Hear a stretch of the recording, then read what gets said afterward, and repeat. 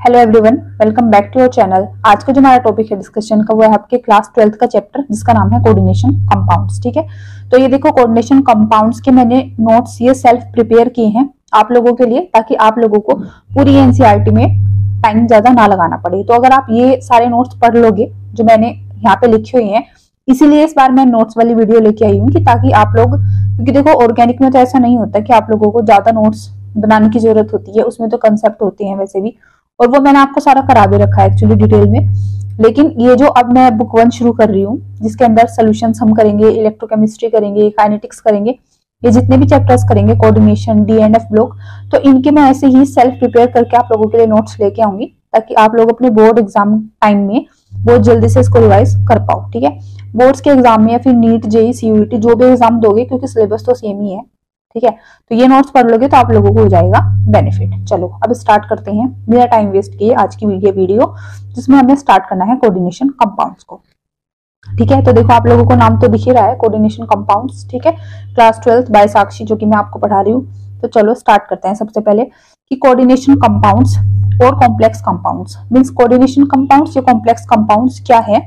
ठीक है, दोनों एक ही होते हैं, चाहे तो मैं कोऑर्डिनेशन कंपाउंड्स बोल दूं, चाहे मैं इसको बोल दूं कॉम्प्लेक्स कंपाउंड्स।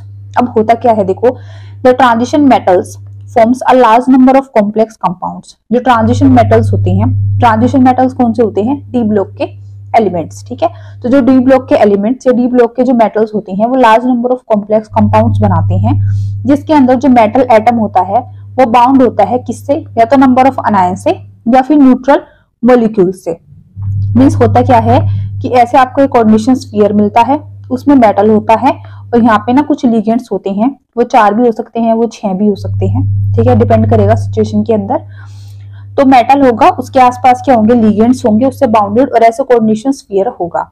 अब ये जो लिगेंड है या तो वो क्या होगा? अनायन होगा, नेगेटिव चार्ज वाला होगा, या फिर वो क्या होगा? न्यूट्रल होगा। ठीक है, जो किसको बाउंड करके रखेगा? मेटल को। इसी तरह के कंपाउंड्स को बोला जाता है कोऑर्डिनेशन कंपाउंड्स या फिर कॉम्प्लेक्स कंपाउंड्स। तो क्या डेफिनेशन है कॉम्प्लेक्स कंपाउंड की? The transition metals in which number of ligands which can be either negative or neutral ligands bound to the metal atom is known as coordination compounds और complex compounds। ठीक है, आई इतनी बात समझ में? तो ऐसे कंपाउंड्स को हम क्या बोल देते हैं? कोऑर्डिनेशन कंपाउंड्स या फिर कॉम्प्लेक्स कंपाउंड्स। अब देखो 2-3 बातें ऐसी हैं जिसका हमें ध्यान रखना पड़ेगा ये सब समझने के लिए। एक चीज तो ये कि कोऑर्डिनेशन कंपाउंड्स की हमेशा ना एक रिप्रेजेंटेशन होती है, और वो रिप्रेजेंटेशन यही है जो मैंने आप लोगों को बताया कि कोऑर्डिनेशन कंपाउंड्स को हम हमेशा जो लिखते हैं वो कोऑर्डिनेशन स्फीयर के अंदर लिखते हैं ऐसे। ठीक है, ऐसे कोऑर्डिनेशन स्फीयर में लिखेंगे हम किसको? कोऑर्डिनेशन कंपाउंड को। आई इतनी बात समझ? जिसके अंदर मेटल होगा और साथ में अंदर कुछ लिगेंड्स होंगे। अब तक हमने ये पढ़ा, या तो ये नेगेटिव होगा, ठीक है, या फिर ये क्या होगा? न्यूट्रल होगा। जब मैं आईपीएससी नेमिंग कराऊंगी इसकी तब बता दूंगी नेगेटिव लिगेंड्स क्या होते हैं और न्यूट्रल लिगेंड्स क्या होते हैं। तो आई इतनी बात समझ, इसके डेफिनेशन आई समझ क्या होते हैं कोऑर्डिनेशन कंपाउंड्स या फिर कॉम्प्लेक्स कंपाउंड्स। इसके अंदर जो मेटल होता है, ये मेटल होता है हमारा ट्रांजिशन मेटल। कौन सा मेटल होता है ये? Transition metal. मींस बेसिकली किसके होते हैं ये? डी ब्लॉक के एलिमेंट्स होते हैं। ठीक है, तो मेटल यहाँ पे होगा डी ब्लॉक का एलिमेंट, लिगेंड या तो नेगेटिव होगा या तो फिर क्या होगा? न्यूट्रल होगा। उसके बाद अब आ जाओ नेक्स्ट पे जो कि है Werner's theory of coordination compounds. अब हमें पढ़नी है वर्नर्स थ्योरी। वर्नर वो साइंटिस्ट है जिन्होंने ये थ्योरी दी थी कोऑर्डिनेशन कंपाउंड की। इनका पूरा नाम है एल्फ्रेड वर्नर। ठीक है, तो इस थ्योरी के अंदर एल्फ्रेड वर्नर ने फॉर्मुलेट किए थे अपने कुछ आइडियाज, किसको लेके? स्ट्रक्चर्स को लेके कोऑर्डिनेशन कंपाउंड्स की। मींस एल्फ्रेड वर्नर ने अपनी थ्योरी के अंदर या अपने आइडियाज के अंदर उन्होंने बताई थी स्ट्रक्चर किसकी? कोऑर्डिनेशन कंपाउंड्स की। ये कोऑर्डिनेशन कंपाउंड्स की कैसे स्ट्रक्चर होती है, कैसे स्ट्रक्चर्स को ये कंटेन करते हैं। ठीक है, तो he proposed the idea of primary and the secondary valency. इन्होंने ही अपनी थ्योरी के अंदर एक आइडिया प्रपोज किया था, बताया था, जिसके अंदर इन्होंने 2 बातें बताई थी कि एक तो होती है प्राइमरी वैलेंसी और एक होती है सेकेंडरी वैलेंसी। मैं आप लोगों को अभी बता दूं, प्राइमरी वैलेंसी जो होती है उसका मतलब होता है ऑक्सीडेशन स्टेट। सेकेंडरी वैलेंसी जो होती है उसका मतलब जो होता है वो होता है कोऑर्डिनेशन नंबर। अब ऑक्सीडेशन स्टेट तो हम मेटल को एक्स मान के लिगेंड्स के चार्ज देख के वो न्यूट्रल है या नेगेटिव है निकाल लेंगे, लेकिन ये जो कोऑर्डिनेशन नंबर है इसका मतलब क्या है? तो कोऑर्डिनेशन नंबर निकालने के लिए हमें ये देखना पड़ेगा कि मेटल से डायरेक्टली कितने लिगेंड्स अटैच हैं, वो क्या होता है? Coordination number. जैसे कि अगर मैं आप लोगों को समझाऊं, सपोज करो मैंने लिखा यहाँ पे मेटल, ठीक है, कोई भी मेटल ले लो, यहाँ पे आप ले लो निकेल, ले लो निकेल, ले लिया। अब इसके बाद मैंने लगाए यहाँ पे इधर 4 लिगेंड्स, Cl कितने ले लिए, 4 ले लिए, और बाहर मैंने लिख दिए 2 Cl, ठीक है, Cl2। तो अब अगर मैं आप लोगों से पूछूं कि कोऑर्डिनेशन नंबर कितना है, ठीक है, तो कोऑर्डिनेशन नंबर आप लोगों को इसका 6 नहीं बताना, 4 बताना है। क्या बताना है, 4 बताना है कोऑर्डिनेशन नंबर। रीजन ये है क्योंकि ये जो कोऑर्डिनेशन स्फीयर के अंदर वाला पार्ट है, मतलब यहाँ पे ये जो लिगेंड्स है सिर्फ यही डायरेक्टली बॉन्डेड होंगे मेटल के साथ, जो बाहर वाले लिगेंड्स है इनका अंदर वाले मेटल की बॉन्डिंग के साथ कोई मतलब नहीं है, मतलब ये डायरेक्टली अटैच नहीं होंगे, या ये आसपास नहीं होंगे, या ये अटैच नहीं होंगे मेटल से, अटैच होंगे सिर्फ अंदर वाले। इसीलिए कोऑर्डिनेशन स्फीयर के अंदर जितने लिगेंड्स होंगे वो क्या होगी, उसकी कोऑर्डिनेशन नंबर के बराबर, ठीक है। तो यहाँ पे जो कोऑर्डिनेशन नंबर है वो कितना है, 4 है। अभी एक चीज और है, जब हम आगे थोड़ा सा डिटेल में पढ़ेंगे तब समझेंगे। अगर यहाँ पे मैं इसके बजाय ऐसे लिख देती निकेल, अगर मैं देखो ऐसे लिख दूं यहाँ पे निकेल En3 ऐसे, ठीक है। अब मैं आप लोगों से पूछूं कि इसका कोऑर्डिनेशन नंबर कितना है, तो अब कोऑर्डिनेशन नंबर जो है वो 3 नहीं है, कोऑर्डिनेशन नंबर अब क्या है, 6 है। रीजन ये है कि इस बार मेरा ये जो लिगेंड है ना इथाइलिन डायमाइन, ये एक बाइडेंटेट लिगेंड है। कैसा लिगेंड है ये, बाइडेंटेट लिगेंड है, ठीक है। तो देखना तो ये है, एक्चुअली में देखना ये भी है कि मेटल के आसपास कितने लिगेंड्स हैं, और साथ में ये भी देखना है कि उन लिगेंड्स का बिहेवियर कैसा है, वो यूनिडेंटेट है, वो बाइडेंटेट है, वो ट्राई है, वो पोली है, वो कितने डेंटेट है, ठीक है, मतलब कितनी उसकी डेंटिसिटी है लिगेंड की, वो भी हमें चेक करनी है। तो ये सारी चीजें हम धीरे धीरे डिस्कस करेंगे, बट यहाँ पे थोड़ा सा आप लोगों का बेस बन जाए तो इसलिए मैं थोड़ा थोड़ा आप लोगों को बताते यहाँ पे चल रही हूँ, ठीक है। तो अभी तक हमने ये समझा कोऑर्डिनेशन कंपाउंड्स क्या होते हैं, ठीक है, जिसके अंदर क्या होगा, एक कोऑर्डिनेशन स्फीयर होगा, मेटल होगा, मेटल के आसपास लिगेंड्स होंगे, वो क्या होगा, एक कोऑर्डिनेशन कंपाउंड होगा। लिगेंड उसमें या तो फिर नेगेटिव होगा या फिर न्यूट्रल होगा, ठीक है। मेटल डी ब्लॉक के एलिमेंट्स होंगे जिनको हम बोलेंगे ट्रांजिशन मेटल्स। उसके बाद ये जो थ्योरी थी कोऑर्डिनेशन कंपाउंड्स की, एल्फ्रेड वर्नर ने दी थी, उन्होंने अपने आइडियाज के अंदर स्ट्रक्चर के बारे में बताया था, प्राइमरी और सेकेंडरी वैलेंसीज के बारे में बताया था, जिसमें से प्राइमरी वैलेंसी होती है ऑक्सीडेशन स्टेट, सेकेंडरी वैलेंसी होती है हमारा कोऑर्डिनेशन नंबर, ठीक। अब उसके बाद आ जाओ, अब कुछ एग्जांपल्स देखते हैं, ठीक है, रिगार्डिंग इस वैलेंसी के कि प्राइमरी सेकेंडरी क्या है, कैसे निकालते हैं वो सब। जैसे यहाँ पे देखो CrCl3, ठीक है, PdCl2, CoCl2, they show the primary valency as. अब ये सारे के सारे क्या कर रहे हैं, प्राइमरी वैलेंसी शो कर रही है। जैसे CrCl3 कर रहा है 3, PdCl2 2, CoCl2 2 रेस्पेक्टिवली, कर तो रहे हैं इतनी show primary valency, but how, कैसे कर रहे हैं। तो देखो अभी हमने एक चीज देखी थी कि जो प्राइमरी वैलेंसी होती है वो होती है हमारी ऑक्सीडेशन स्टेट। क्या होती है भाई प्राइमरी वैलेंसी, प्राइमरी वैलेंसी होती है ऑक्सीडेशन स्टेट। तो अगर मैं यहाँ से ऑक्सीडेशन स्टेट निकालूं CrCl3 का, ठीक है, तो कैसे निकालूंगी, तो क्रोमियम तो क्या है, मेटल है, किसका मेटल है, डी ब्लॉक एलिमेंट का मेटल है, मींस ट्रांजिशन मेटल है। तो इसकी ऑक्सीडेशन स्टेट मुझे निकालनी है, तो मैं इसको क्या मान लूंगी, X। एक चीज हो रहा है यहाँ पे कोऑर्डिनेशन कंपाउंड्स में, हम जब भी ऑक्सीडेशन स्टेट निकालेंगे तो मेटल की निकालेंगे, अपने सेंट्रल मेटल की निकालेंगे, ठीक है।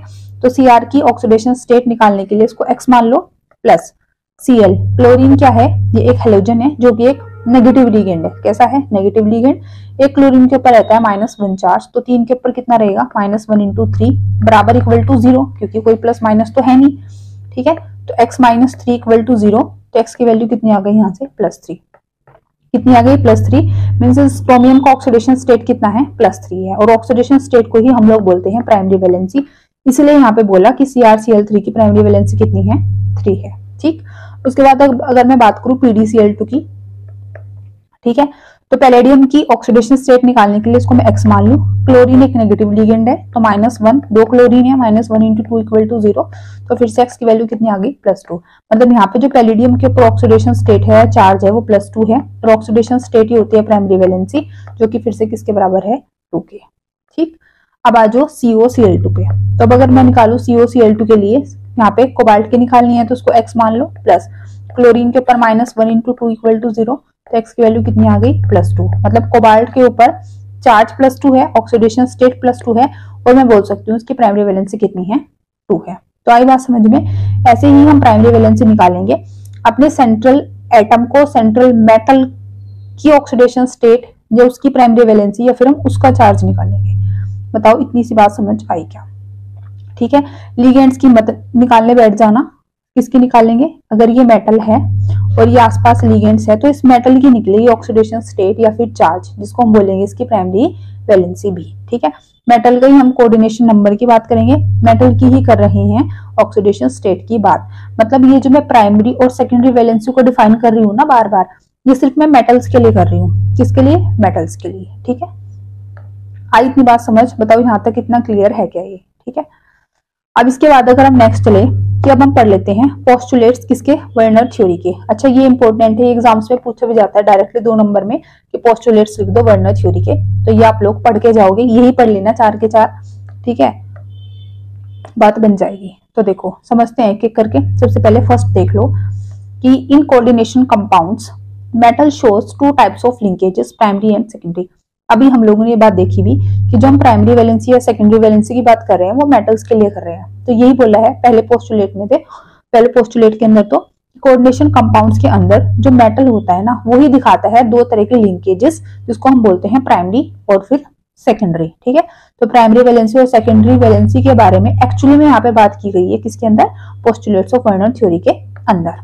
दूसरा देखो कि जो प्राइमरी वैलेंसी होती है ना, वो नॉर्मली आयनाइजेबल होती है और ये सेटिस्फाई होती है बाय द नेगेटिव आयंस। कि जो प्राइमरी वैलेंसी है वो नॉर्मली क्या हो जाती है? आयनाइजेबल हो जाती है, और ये सेटिस्फाई भी होती है किससे? नेगेटिव आयन से।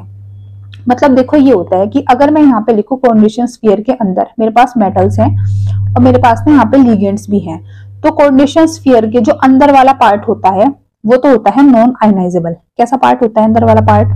Non ionisable. ठीक है, जो कोऑर्डिनेशन स्फीयर के अंदर वाला पार्ट होता है वो होता है नॉन आयनाइजेबल, और जो बाहर यहाँ पे लिखा रहता है लेफ्ट राइट में, जिसको हम बोलते हैं काउंटर आयंस, वो एक्चुअली में क्या होते हैं? आयनाइजेबल। मतलब ये बात आप लोगों को ध्यान रखनी है कि कोऑर्डिनेशन स्फीयर के अंदर जो भी लिखा हुआ है वो एक्चुअली में क्या होता है? Non ionizable. कैसा होता है? Non ionizable. अब इन्होंने बोली कि प्राइमरी वैलेंसी नॉर्मली आयनाइजेबल हो जाती है और वो सेटिस्फाई होती है बाय द नेगेटिव आयंस। अब प्राइमरी वैलेंसी क्या है? प्राइमरी वैलेंसी थी ऑक्सीडेशन स्टेट। क्या थी प्राइमरी वैलेंसी? ऑक्सीडेशन स्टेट थी। अब ये कैसा आयनाइजेबल हो रही है? तो एक एग्जांपल से हम इसको समझ लेंगे। देखो ऐसे, यहाँ पे आप मान लो कि आपके पास है प्लेटिनम। ठीक है, इधर मैंने लिखा अमोनिया 4 और Cl2 और बाहर मैं लिख रही हूँ SO4। ठीक है, इतना मैंने लिखा। अब मैं कह रही हूँ कि जो प्राइमरी वैलेंसी है वो नॉर्मली आयनाइजेबल होती है।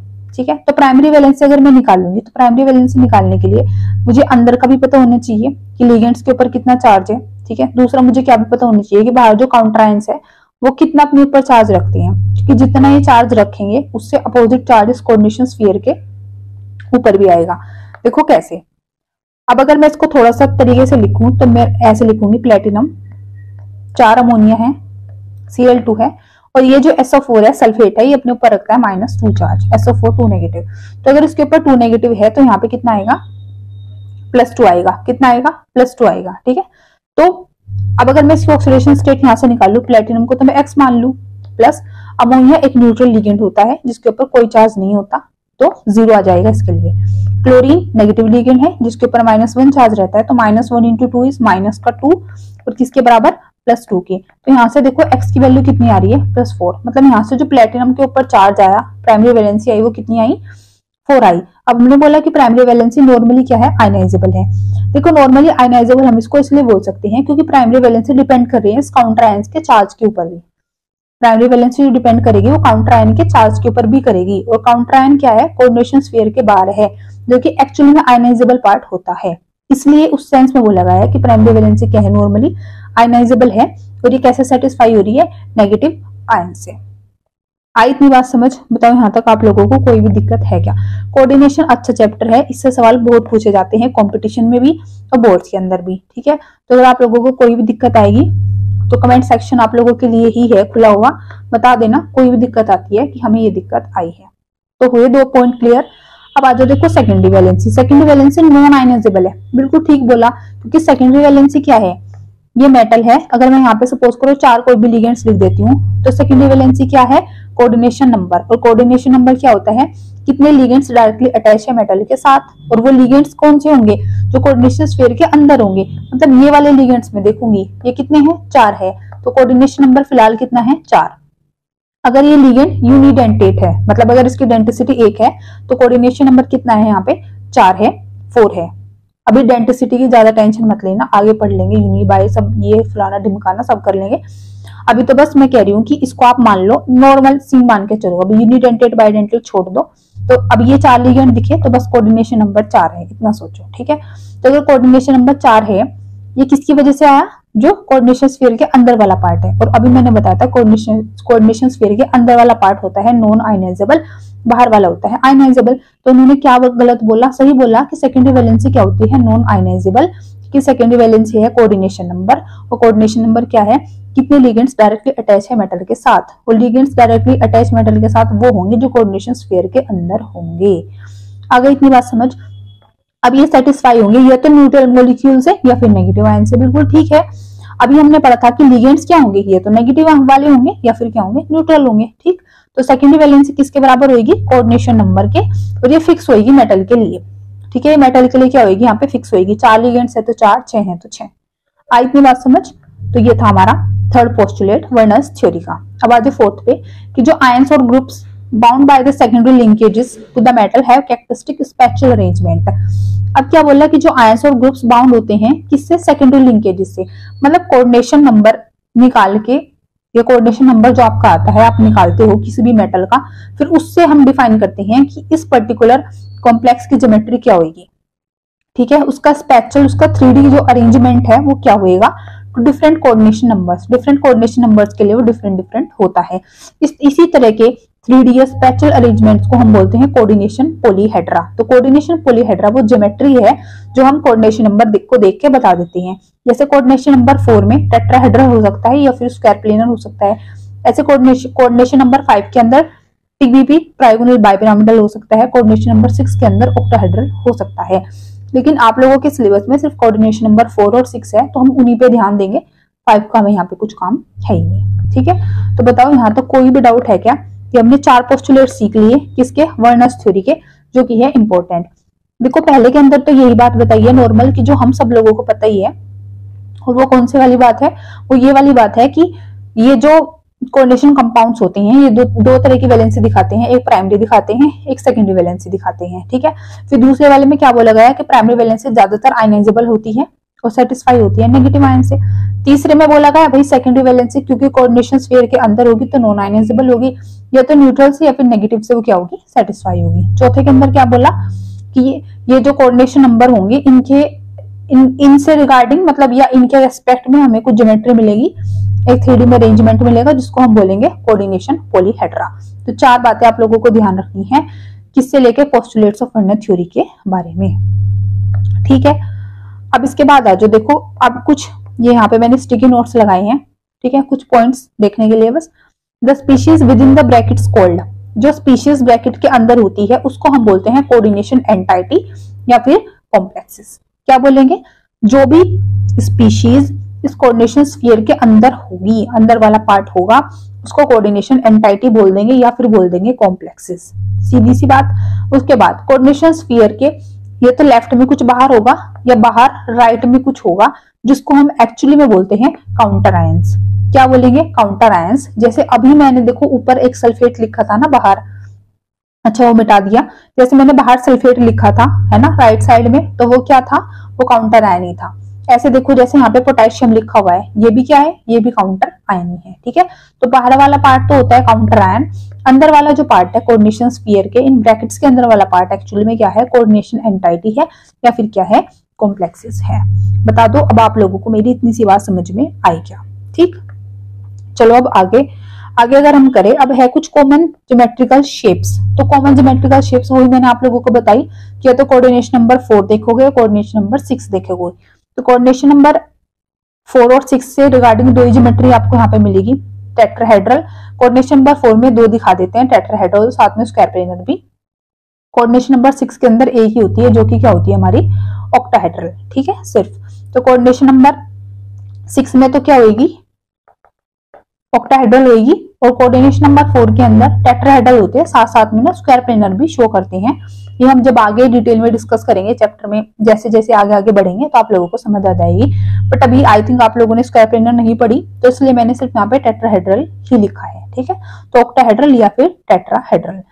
अब देखो एक चीज, अब अगर मैं एग्जांपल से आपको बताऊं ऑक्टाहेड्रल के, ऑक्टा कैसे, क्योंकि देखो यहाँ पे कोऑर्डिनेशन नंबर कितना है 6, अंदर कितने लिगेंड्स हैं 6 हैं, 6 है ना, तो कोऑर्डिनेशन नंबर 6 है, तो ज्योमेट्री क्या है इसकी ऑक्टाहेड्रल। एग्जांपल हुआ ऑक्टाहेड्रल का।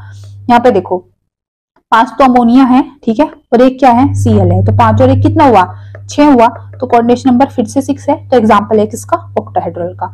ये देखो 3 NH3 और 2 क्या सॉरी 4 NH3, 2 क्या है Cl, तो 4 + 2 4 + 2 = 6, तो कोऑर्डिनेशन नंबर फिर से 6 हुआ, एग्जांपल हुआ किसका ऑक्टाहेड्रल का। बता दो इतनी सी बात समझ आई क्या? ठीक है, तो यहाँ से हमने ज्योमेट्री देख ली, मींस एग्जांपल भी देख ली और कोऑर्डिनेशन नंबर को भी निकाल लिया, ठीक है ना। चलो अब ऐसे ही यहाँ पे देखो कोऑर्डिनेशन नंबर कितना है 4, क्योंकि 4 लिगेंड्स हैं, तो टेट्राहेड्रल का एग्जांपल हो गया। यहाँ पे भी 4 है, तो ये भी किसको हो गया टेट्राहेड्रल का एग्जांपल। अब मैंने इसमें आप लोगों को एक क्वेश्चन भी दे रखा है कि कोऑर्डिनेशन नंबर निकाल दो, सबकी ऑक्सीडेशन स्टेट भी निकाल दो, तो कोऑर्डिनेशन नंबर तुमने सबके निकाल दिए, जैसे इसका 6, इसका भी 6, इसका भी 6, इसका 4, इसका 4, लेकिन अब जो रहता है वो क्या रहता है ऑक्सीडेशन स्टेट। तो चलो निकालते हैं एक एक करके ऑक्सीडेशन स्टेट।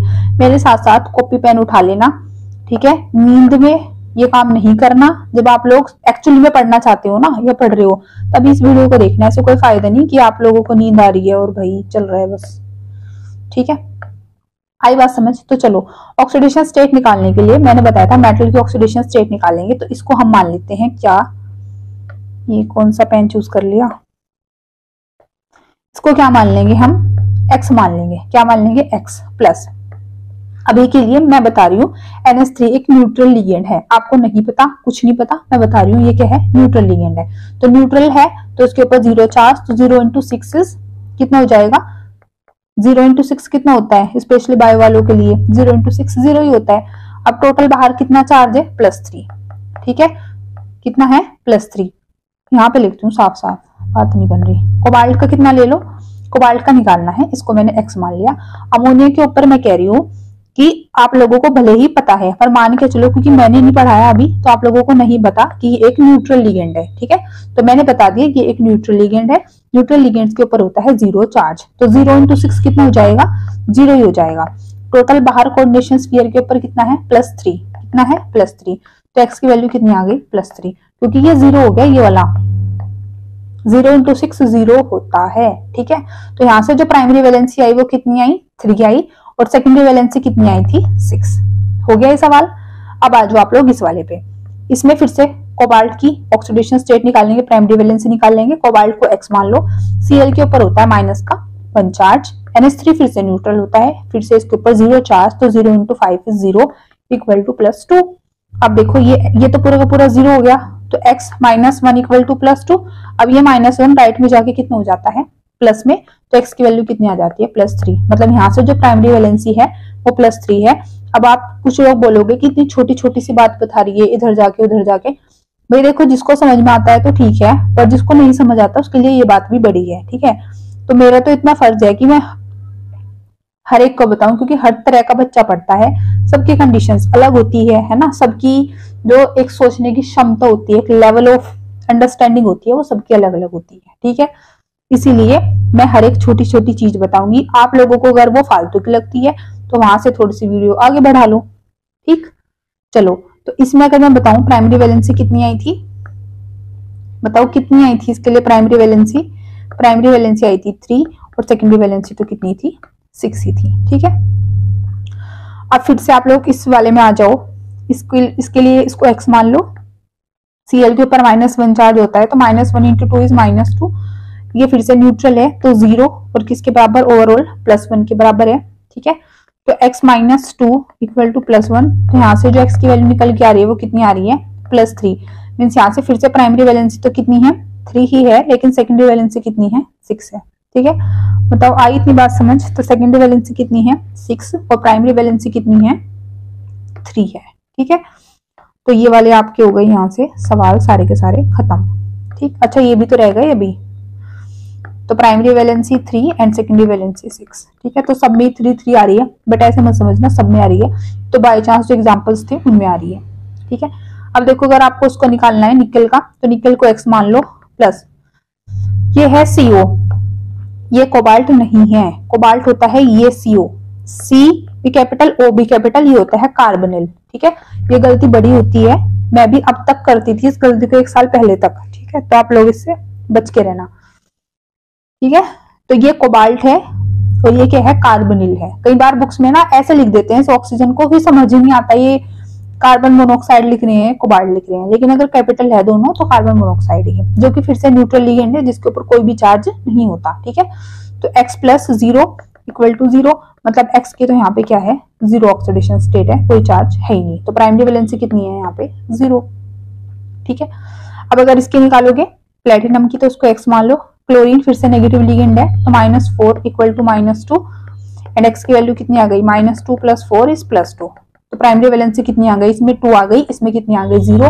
सेकेंडरी इसकी भी 4 थी, इसकी भी कितनी थी, 4 थी। तो इतनी बात आप लोगों को समझ में आई यहाँ तक कि प्राइमरी वैलेंसी को हम एक्चुअल में कैसे निकाल रहे हैं। ठीक है, सेकेंडरी मैं अभी आप लोगों को नहीं बोल सकती कि समझ आई क्या, क्योंकि अभी सेकेंडरी के कुछ कंसेप्ट यहाँ पे रहते हैं।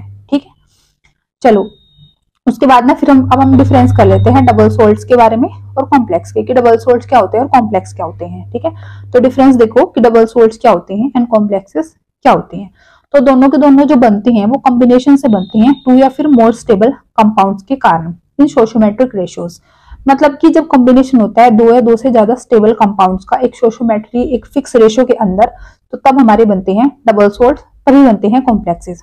ये तो सेम बात हो गई, लेकिन जो डिफरेंस है बेसिक सा वो ये है, एक तो ये कि जो कोऑर्डिनेशन कंपाउंड्स होते हैं, कॉम्प्लेक्स कंपाउंड्स होते हैं, वो कोऑर्डिनेशन स्फीयर के अंदर दिखते हैं।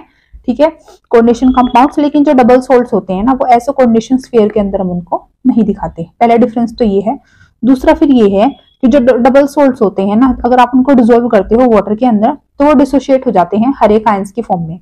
ठीक है, लेकिन ये जो कोऑर्डिनेशन स्फीयर्स है ये डिसोशिएट नहीं होते अभी, क्योंकि मैंने आपको पहले भी बताया था कोऑर्डिनेशन स्फीयर के जो अंदर वाला पार्ट होता है वो एक्चुअली में नॉन आयनाइजेबल होता है। वो क्या होता है, नॉन आयनाइजेबल पार्ट, बाहर वाला आयनाइजेबल होता है। तो अंदर वाला जब नॉन आयनाइजेबल है तो अपने हर एक आयंस का टेस्ट नहीं देगा, हर एक आयंस की फॉर्म में टूटेगा नहीं, बस जो बाहर काउंटर आयंस होंगे वो डिसोशिएट हो सकते हैं। आई इतनी बात समझ में। तो दूसरा डिफरेंस हो गया ये। फिर ये भी है देखो कि ये जो इनकी आइडेंटिटी होती है, मींस कोऑर्डिनेशन कंपाउंड्स के अंदर जो आइडेंटिटी होती है हर एक आयंस की, ठीक है, वो ये अपनी मेंटेन नहीं करके रखते। क्यों नहीं मेंटेन करके रखते, क्योंकि अगर आप इसको पानी के अंदर डाल रहे हो और ये डिसोशिएट ही नहीं हो रहा हर एक आयंस के अंदर, तो आपको कैसे पता चलेगा कि ये आयंस इसके अंदर है या नहीं है। तो इसने आइडेंटिटी कहाँ रखी, नहीं रखी ना। लेकिन अगर मैं बात करूं इसकी डबल सोल्ट्स की, लेकिन अगर मैं डबल सोल्ट्स की बात करूं तो डबल सोल्ट्स वाले केस में क्या है कि हर एक आयंस के अंदर टूट रहे हैं, तो आपको पता चल रहा है कि यहाँ पे कौन सा आयंस है। अब आप बोलोगे हमें कैसे पता चलेगा, हमें दिखेंगे थोड़े, आपको दिखेंगे नहीं, लेकिन आप उसके लिए टेस्ट तो लगा सकते हो ना। ठीक है, तो आप कंफर्मेटरी टेस्ट लगा दो उन पर्टिकुलर सोल्ट्स का, उन आयंस का, तो आपको पता चल जाएगा कि हाँ यहाँ पे ये आयंस हैं। ठीक है, अब जैसे अगर मैं एग्जांपल की बात करूं, अब तक हमने इतने सारे ऊपर देखे, वो सारे के सारे हमने कोऑर्डिनेशन कंपाउंड्स पढ़े, लेकिन अब अगर मैं बात करूं इसके एग्जांपल्स की, क्या बोलते हैं इसको, डबल सोल्ट के। ठीक है, तो डबल सोल्ट का जो एग्जांपल है वो फर्स्ट है मोहोर सोल्ट, जो कि होता है FeSO4 NH4 का ट्वाइस SO4 6 वाटर के मॉलिक्यूल्स। ठीक है, फिर पोटेशियम जिसको हम फिटकरी भी बोलते हैं, उसका एग्जाम्पल है ये। ठीक है, पोटेशियम है यहाँ पे, ये छोड़ दो। एल्यूमिनियम SO4 ट्वाइस 12 वाटर के मॉलिक्यूल्स एटसेट्रा। मतलब अगर आप इसको पानी के अंदर डालोगे ना तो यहाँ पे आपको आयरन अलग दिख जाएगा, SO4 अलग दिख जाएगा, 2NH4 अलग दिख जाएगा। ठीक है, तो सारे के सारे अलग अलग दिख रहे हैं। तो जब आप यहाँ पे टेस्ट लगाओगे कंफर्मेटरी, आयन अपनी अटेंडेंस लगा देगा, सल्फेट अपनी, अमोनियम आयन अपनी। ठीक, ऐसे ही इसके अंदर पोटेशियम अपनी लगा देगा, एल्यूमिनियम अपनी लगा देगा, सल्फेट अपनी लगा देगा। ठीक है, तो सारे के सारे ना अपनी क्या लगा देंगे, ये अटेंडेंस लगा देंगे, मींस अपने कंफर्मेटरी टेस्ट दे देंगे, और जहां ये कंफर्म हो गए मींस इन्होंने अपनी आइडेंटिटी को शो कर दिया। वहीं पे कॉम्प्लेक्स के अंदर, क्योंकि अंदर वाला पार्ट नॉन आयनाइजेबल है, कितने भी टेस्ट लगा लो जो आयंस की फॉर्म में टूटे ही नहीं, तो उसका टेस्ट कहां से देंगे, इसलिए अपनी आइडेंटिटी को वो लोग रिटेन करके नहीं रखते, लूज एक्चुअली में कर देते हैं। बताओ आई है इतनी बात आप लोगों को समझ में। ठीक है, तो डिफरेंस पढ़ा हमने किसके बारे में, डबल सोल्ट के एंड कॉम्प्लेक्स के बारे में। ठीक है, तो आज जो हम लोगों ने किया, आज के लिए हम इतना ही करते हैं। नेक्स्ट पार्ट में फिर हम पढ़ेंगे थोड़ा और लेवल के साथ। देखो आज तो हमने जो किया है ना, सारा का सारा क्या किया है, बिल्कुल ना बेसिक ही कंसेप्ट किया है। आज हमने सारा का सारा क्या किया है, बेसिक कंसेप्ट। इसमें हमने सबसे पहले पढ़ा था, एक बार रिवाइज कर लेते हैं, क्विक रिवीजन 1 मिनट पे, सबसे पहले हमने यहाँ पे इंट्रोडक्शन पढ़ा था कि कोऑर्डिनेशन कंपाउंड्स क्या होते हैं या फिर कॉम्प्लेक्स कंपाउंड्स क्या होते हैं, ठीक है। तो इसमें हमने देखा कि ये कोऑर्डिनेशन स्फीयर का होना जरूरी है, जिसके अंदर एक मेटल होएगा, साथ में क्या होंगे, कुछ लिगेंड्स होंगे। मेटल हमेशा ही आपका डी ब्लॉक का एलिमेंट होएगा या फिर ट्रांजिशन मेटल होएगा, क्या होएगा, डी ब्लॉक का एलिमेंट होएगा या फिर ट्रांजिशन मेटल होएगा, ट्रांजिशन एलिमेंट होएगा। एक चीज हमने ये पढ़ी कि यहाँ पे जो हमेशा लिगेंड्स होगा या तो वो नेगेटिव होगा या फिर वो क्या होगा, न्यूट्रल लिगेंड होगा, ठीक है। लिगेंड्स के बारे में मैंने आप लोगों को बताया कि एक चीज होती है भाई, ये यूनिडेंटेट है, बायो है, ट्राई है, पोली है, कितनी इनकी डेंटिसिटी है, ये सब हम इससे नेक्स्ट वाले पार्ट में डिस्कस करेंगे। आज हमने इससे कुछ रिलेटेड डिस्कस नहीं किया था, ठीक है। उसके बाद फिर हमने पढ़े था कि ये जो वर्नर्स थ्योरी है, वर्नर्स थ्योरी, ठीक है, ये किसने दी थी, ये एल्फ्रेड वर्नर ने ही दी थी, ठीक है। जिन्होंने क्या बताया था, स्ट्रक्चर के बारे में बताया था कोऑर्डिनेशन कंपाउंड्स की। इन्होंने प्राइमरी वैलेंसी और सेकेंडरी वैलेंसी के बारे में भी बताया था। प्राइमरी वैलेंसी को हमने ऑक्सीडेशन स्टेट बोला था, सेकेंडरी को हमने कोऑर्डिनेशन नंबर बोला था। उसके बाद फिर हमने पोस्टुलेट्स भी पढ़े थे, इसके वर्नर थ्योरी के 4 पोस्टुलेट्स पढ़े थे, जिसमें फर्स्ट में तो हमने क्या बताया था, यही कि एक मेटल होता है जिसकी 2 तरह की वैलेंसी होती है, प्राइमरी एक सेकेंडरी। दूसरे में ये पढ़ा था कि जो प्राइमरी वैलेंसी होती है वो क्या होती है, प्राइमरी वैलेंसी आयनाइजेबल होती है और सेटिस्फाई होती है नेगेटिव आयन से, नेगेटिव चार्ज से। वहीं पे सेकेंडरी वैलेंसी नॉन आयनाइजेबल होती है, या तो फिर नेगेटिव या फिर न्यूट्रल से क्या होती है, सेटिस्फाई होती है। फोर्थ में पढ़ा था कि कोऑर्डिनेशन से हमें एक स्पेशल अरेंजमेंट मिल जाता है, एक 3D का अरेंजमेंट मिल जाता है, जिससे कुछ ज्योमेट्री निकल के आती है, जैसे ऑक्टाहेड्रल और टेट्राहेड्रल। फिर वहां पे हमने कुछ एग्जांपल्स भी देखे कि प्राइमरी वैलेंसी को कैसे फाइंड आउट करते हैं, सेकेंडरी को कैसे करते हैं। उसके बाद फिर हमने समझा कि डबल सोल्ट होता है, कि जो डबल सोल्ट होता है और कॉम्प्लेक्स कंपाउंड्स होते हैं उनके बीच में एक्चुअली में क्या डिफरेंस होता है। डबल सोल्ट आपको कोऑर्डिनेशन स्फीयर में नहीं मिलेंगे, ये मिलेंगे, ये हर एक आयंस के फॉर्म में टूट जाएंगे, ये नहीं टूटेंगे। ये जब पानी के अंदर डालोगे आयंस में टूटेंगे, तो हर एक की आइडेंटिटी शो करेंगे, ये वाले नहीं करेंगे, ठीक है। तो इस वाली वीडियो में हमने देखा है इतना। अब देखो कुछ और भी कंसेप्ट रह गए। एनसीईआरटी में एक चीज और दे रखी है, आपने अगर देखी होगी, जैसे ये वाली कि हमने 1 मोल ऑफ, हमारे पास एक 1 मोल है कोऑर्डिनेशन कंपाउंड्स, यहाँ से जो उसने प्रेसिपिटेट दिए है ना, वो इतने दिए AgCl के साथ, जब आपने AgNO3 के साथ जब आपने रिएक्शन कराई, ये वाले भी कुछ टेबल दे रखी है एनसीईआरटी के अंदर। तो ये वाली ये मत समझना कि मैं भूल गई है, मैंने नहीं कराई। नेक्स्ट जो वीडियो आएगी इसमें आप लोगों के लिए बेसिक सा कराना थोड़ा सा जरूरी था, तो नेक्स्ट पार्ट में हम सब ये डिस्कस करेंगे। उसके बाद लिगेंड्स की डेंटिसिटी के बारे में भी बात करेंगे। तो ये चैप्टर ऐसे ही हम कुछ पार्ट्स में पूरा खत्म कर लेंगे। तब तक आप इस चैनल को सब्सक्राइब कर दो, अगर नहीं हो तो वीडियो को लाइक कर दो, ठीक है। फर्दर आप वीडियो शेयर भी कर सकते हो ताकि और लोगों की भी हेल्प हो जाए, क्योंकि इस चैनल पे आपको कोई पेमेंट नहीं करनी है, कोई पैसा नहीं देना, बिल्कुल फ्री ऑफ कॉस्ट पढ़ना है, लेकिन हाँ बस पढ़ना ही है, ठीक है। तो आज के लिए इतना ही, अब मिलते हैं नेक्स्ट वीडियो में।